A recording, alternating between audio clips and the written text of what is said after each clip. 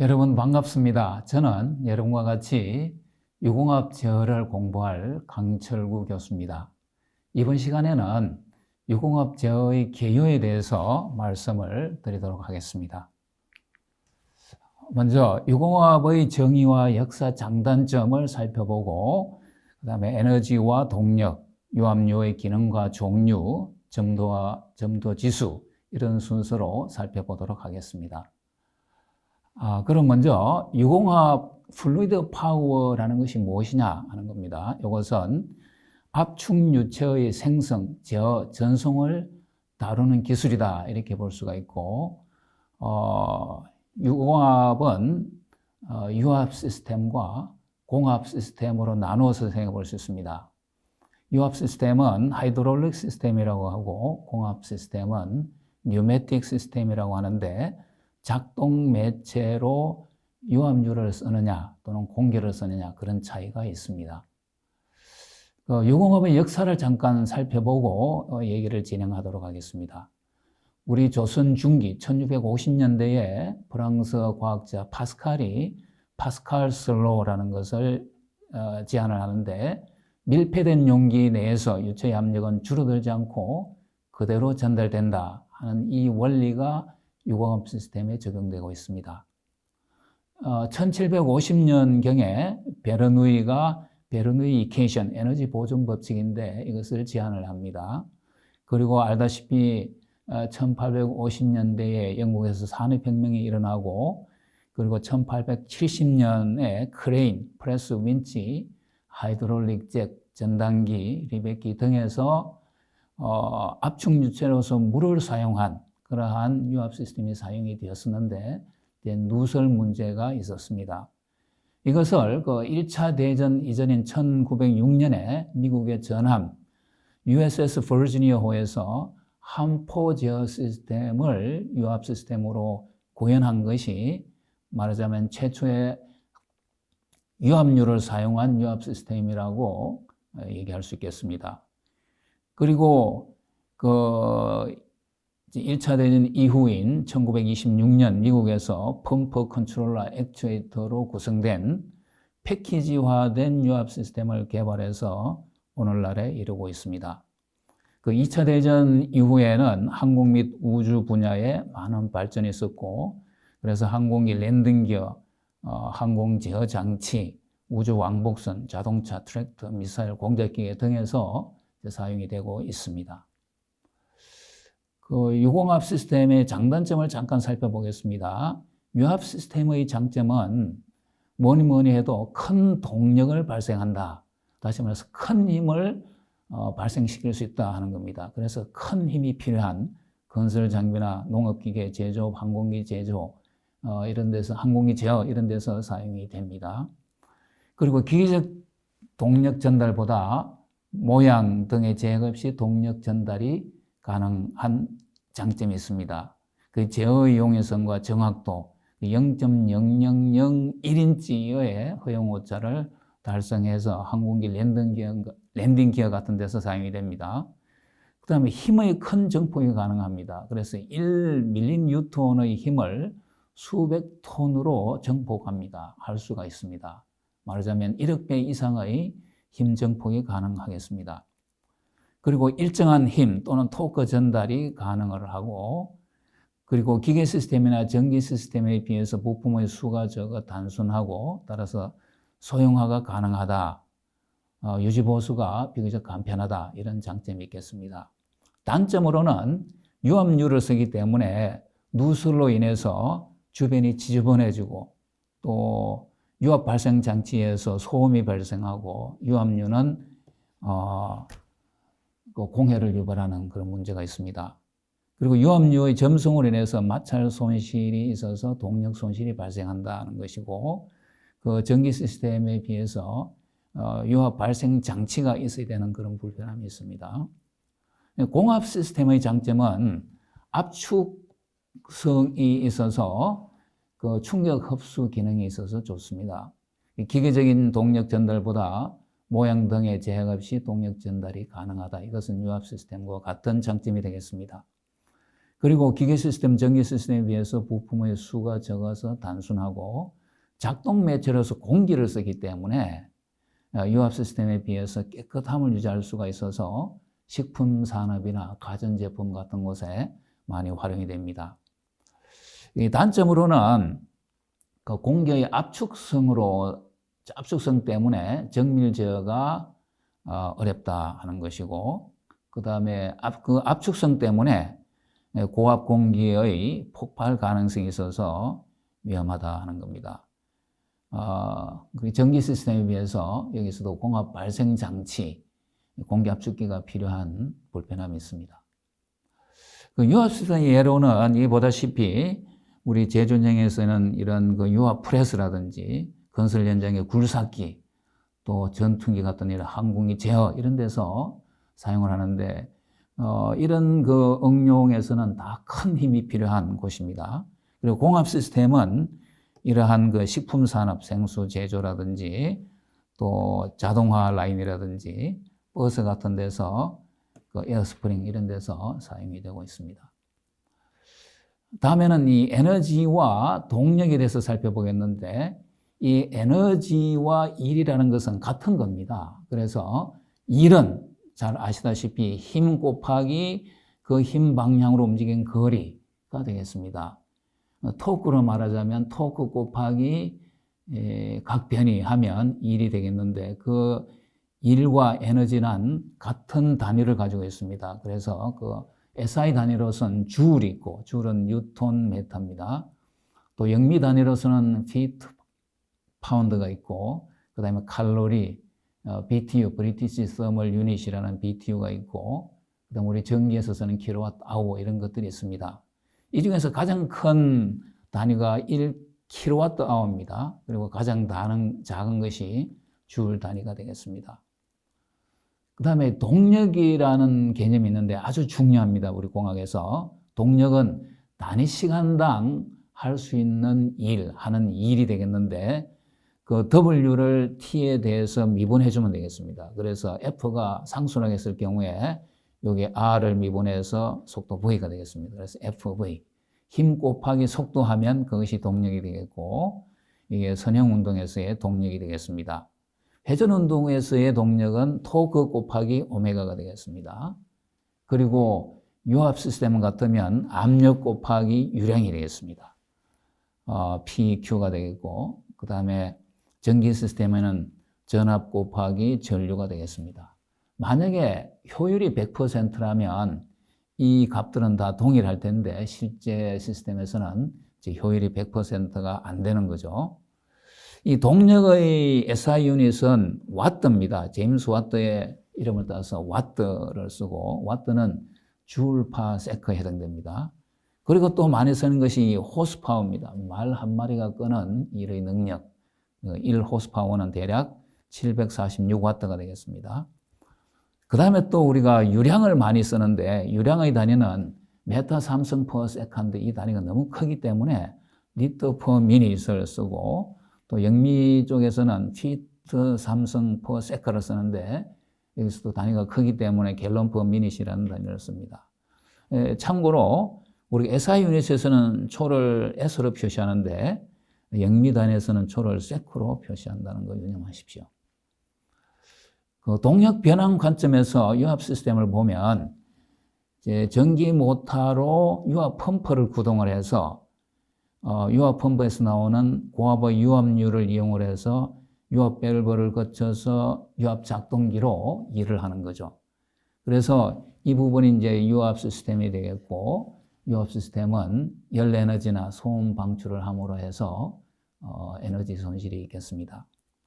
그리고 효율이 있는데, 우리가 유공압 시스템에서 각종 그 유압 장치들의 효율을 항상 따지는데, 효율은 입력 동력분의 출력 동력으로 생각을 하시면 되겠습니다. 그 다음에 유공압 시스템에서 많이 쓰는 그 물리량을 잠깐 살펴보겠는데, 첫 번째 압력, P로 표시를 합니다. 압력은 힘을 면적으로 나눠준 양이 되겠습니다. 단위로서는 뉴턴, 킬로그램 포스 파운드, 이런 것이 있겠습니다. 그 다음에 힘의 단위는 그렇고 이 압력의 단위는 SI 단위가 파스칼이 되겠습니다. 이것은 뉴턴 포 메타 제곱인데 1파스칼은 굉장히 작은 압력입니다. 영미 쪽에서는 PSI, 파운드 퍼 스퀘어 인치를 씁니다. 또 바도 있고, 그다음 수온지 높이는 밀리미터 HG 이런 것들이 다 압력의 단위가 되겠습니다. 그 1바는 우리가 보통 1기압이라고 하는데, 이 1바는 0.1 메가파스칼이 되겠고, 이것이 10의 5성 파스칼입니다. 이것을 기억해 두시면 좋겠습니다. 그리고 우리가 날씨 예보 같은 거 할 때 요즘 헥토파스칼을 쓰는데, 과거에는 밀리바를 쓰다가 요즘은 SI 유닛을 쓴다고 해서 헥토파스칼을 씁니다. 1atm이라고 쓰는데 이것은 지구 표면에서의 압력입니다. 1기압이라고 하고 영미 단위로서는 14.7 psi입니다. 여러분들이 자동차 타이어에 공기압을 채워넣을 때 뭐 한 30 psi 정도로 쓰거든요. 그게 대략 한 2기압 정도로 우리가 사용을 합니다. 1기압은 그래서 101.3 킬로파스칼이고 1013 헥토파스칼이 되겠습니다. 압력에는 게이지 압력과 절대 압력이 있는데 대기압을 0으로 본 것을 게이지 압력이라고 합니다. 그래서 기압계로서 측정을 할 수가 있고 진공압일 경우에는 게이지 압력으로는 음수값을 가지게 되겠습니다.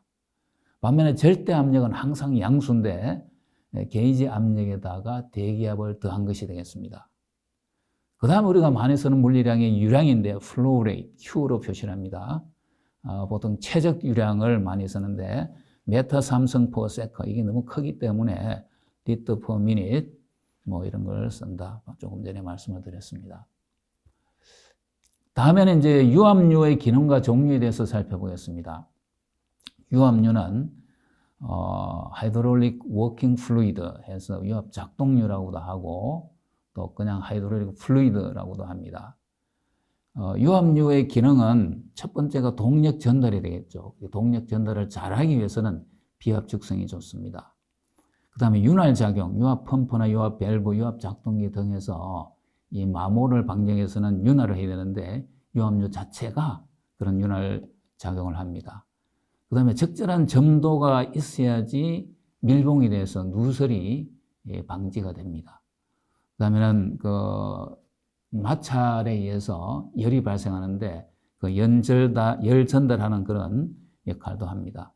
그 다음에 유압류는 불에 타지 않고 화학적으로 안정하고 소포성, 그러니까 자꾸 기포가 생기지 않는 그런 성질, 무독성 이런 것들이 필요하겠습니다.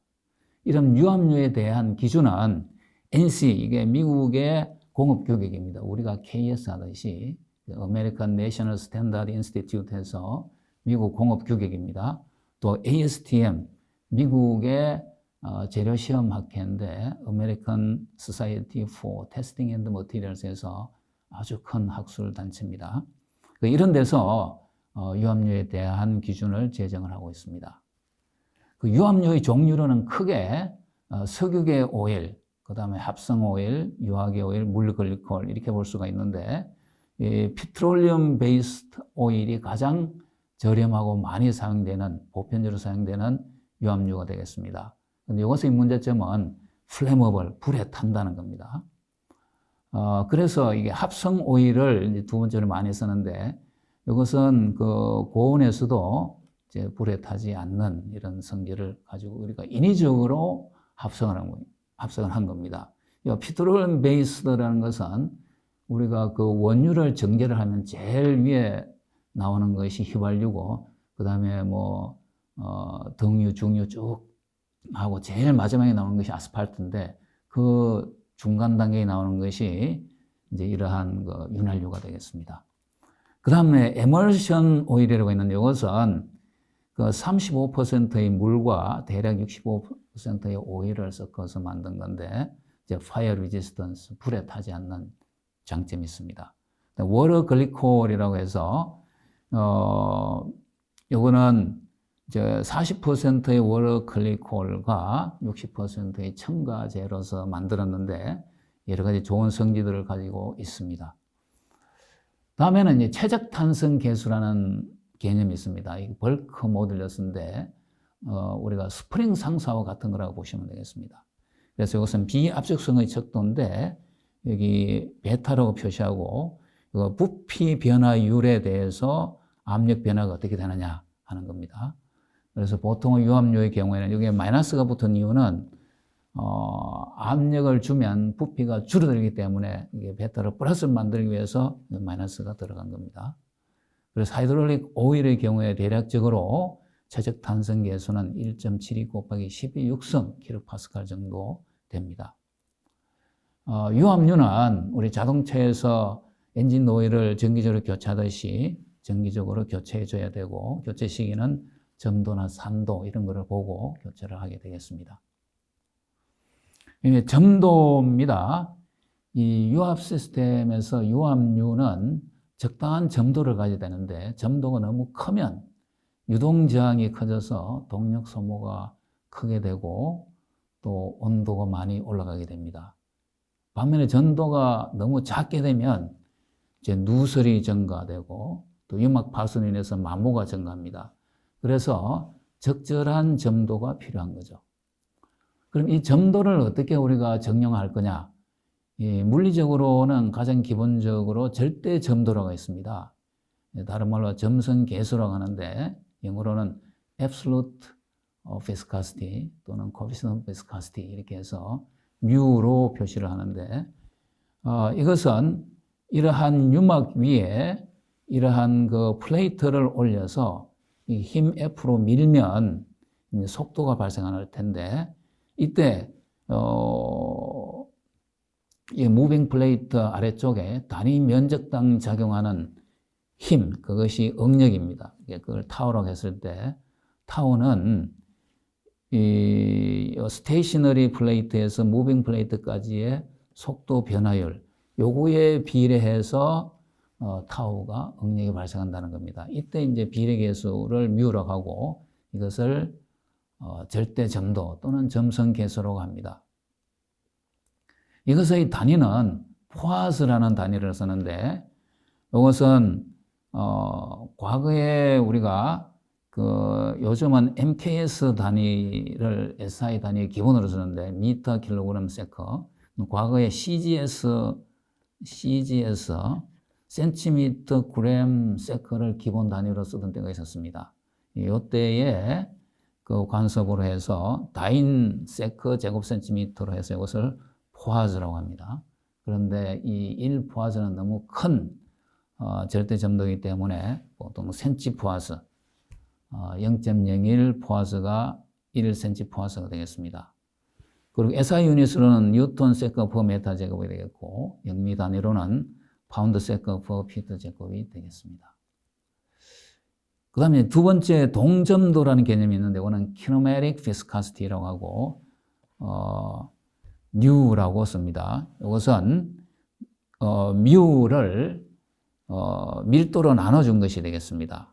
그래서 이것도 과거에 CGS 단위 쓰던 그때 관습에 의해서 스토크라는 단위를 쓰는데 제곱 센티미터 퍼 세크가 되겠습니다. 이게 스토크도 큰 단위이기 때문에 센치 스토크를 씁니다. 그 다음에 SI 단위로는 메터 제곱 퍼 세커, 영미 단위로는 피트 제곱 퍼 세커가 되겠습니다. 그런데 이러한 절대 점도나 동점도는 물리적으로는 우리가 의미가 있습니다만은 실제 공학적으로 사용하기가 불편합니다. 그래서 공학적으로는 이 세이볼트 점도라는 것을 많이 씁니다. 세이볼트 점도는 여기 보다시피 이런 세이볼트 점도계에서 여기에 유니버셜 오리피스라고 있습니다. 여기를 통해서 요 60제곱 센티미터의 오일이 흘러내리는 데 걸리는 시간, 이 시간을 측정하면 이게 바로 점도가 될 수가 있는 거죠. 그리고 점도가 크면 시간이 커질 거고 점도가 작으면 시간이 작을 겁니다. 그래서 이 시간을 가지고 점도를 표시할 수 있는데 이것을 우리가 SUS, 세이볼트 유니버설 세컨드 또는 SSU, Second Stable Universal이라고 합니다. 그 SUS 점도 T와 동점도 U 사이의 이 관계 시간, 이게 실험식입니다. 이게 점도가 100SU에서 이하일 경우, 그리고 점도가 작을 경우에는 이 식을 쓰고, 점도가 100SU에서 이상일 경우에는 이러한 실험식을 씁니다. 그 유압류는 이 35도씨에서 150SUS 정도가 바람직하다. 이건 대략적인 겁니다. 상황에 따라서 좀 달라질 수가 있습니다. 그리고 모든 온도에서 50SUS 이상인 것이 바람직하다. 이 점도가 너무 낮아지는 것을 방지해야 된다는 겁니다. 이 SUS 점도는, 세이볼트 점도는 주로 이제 미국에서 사용을 하게 된 것이고, 반면에 영국에서는 레드우드 비스카미터에서 레드우드 점도기를 사용한 RSS 점도를 씁니다. 또 독일, 러시아 이 대륙 계통에서는 앵글러 비스카미터에서 도E라는 점도 단위를 씁니다. 다음에는 이제 점도 지수입니다. 이 점도 지수는 viscosity index라고 하는데, 이 점도 지수가 유압류에서 굉장히 중요한 의미를 가집니다. 이것은 온도 변화에 따른 점도 변화의 작은 정도입니다. 그래서 점도 지수 VI가 크다고 하는 것은 점도 변화가 온도에 따라서 작다는 것을 표시합니다. 그래서 점도 지수 VI가 큰 것이 좋다고 생각하시면 되겠습니다. 이것은 1929년 미국의 스탠다드 오일이라고 큰 석유 회사가 있었는데, 그 회사에서 처음 정의한 것입니다. 그래서 오늘날은 이 SAE나 ASTM, SAE는 Society of Automotive Engineer에서 미국 자동차 학회입니다. 또 ASTM은 아까 얘기한 대로 American Society for Testing and Material에서 미국 재료시험학회라고 보시면 되겠습니다. 그리고 여기에서 어떻게 제정을 했느냐 하면, 당시에 이제 미국에서 원유가 막 이렇게 발견이 되면서 캘리포니아 원유하고 펜실베니아 원유가 있었는데, 그 캘리포니아 원유는 이 점도 지수, 온도에 따라서 점도 변화가 굉장히 많았고, 그래서 이 나프탄계 캘리포니아 원유인데, 반면에 파라핀계 펜실베니아 원유는 온도 변화에 대해서 점도 지수가 별로 없었습니다. 그래서 좋은 거죠. 그래서 이 파라핀계 펜실베니아 원유를 VI 100으로 잡고, 그 다음에 네프틴계 캘리포니아 원유의 점도 지수를 0으로 해서, 이거를 기준으로 해서 이제 다른 유압류들의 상대적인 점도를 표시한 것이 점도 지수가 되겠습니다. 온도는 요즘 SI 단위에서는 40도C를 기준으로 하는데, 스탠다드 오일에서 할 때는 100도 F, 화씨 100도를 기준으로 해서 이 점도 지수를 제정을 했습니다. 그래서 이 U는 구하려는 오일의 SUS 점도인데, 이제 이런 수식에 의해서, 그러니까 L하고 H 점도 지수가 좋은 거하고 안 좋은 거, 그거를 기준으로 해서 상대적으로 어느 정도냐 하는 거 표시인데, 그래서 기본적으로는 0과 100 사이의 값을 가지도록 처음에는 제정을 했었는데, 요즘은 점도 지수가 더 좋은 거, 다시 말해서 온도 변화에 따라서 점도 변화가 작은 것들이 이제 나왔기 때문에 100 이상도 가능합니다. 그래서 이러한 제품들이 시중에 나와 있습니다. 참고로 여기는 상식적으로 자동차 엔진 오일의 점도와 점도 지수도 잠깐 살펴보겠습니다. 이 자동차 엔진 오일의 점도는 SAE10, 이게 SAE는 미국 자동차 학회라고 그랬습니다.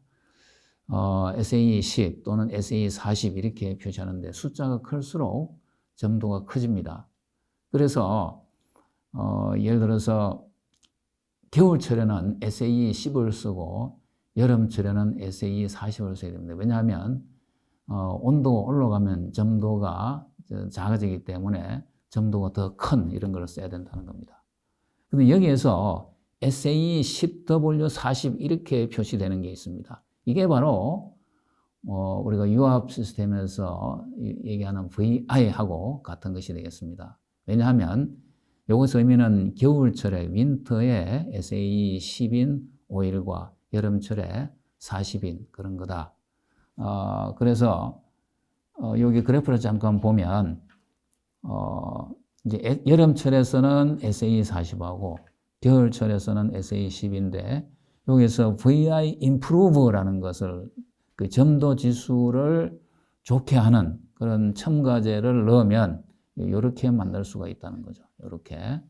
그래서 온도 변화에 따라서 점도 변화가 작은 이런 것이 좋은 그 엔진 오일이 되고 또 유압 시스템 같으면 좋은 유압유가 되겠습니다. 이번 시간에는 그 유공압 시스템의 개요를 살펴보았습니다. 다음 시간에는 유압 시스템의 구성 요소와 작동 원리에 대해서 살펴보도록 하겠습니다.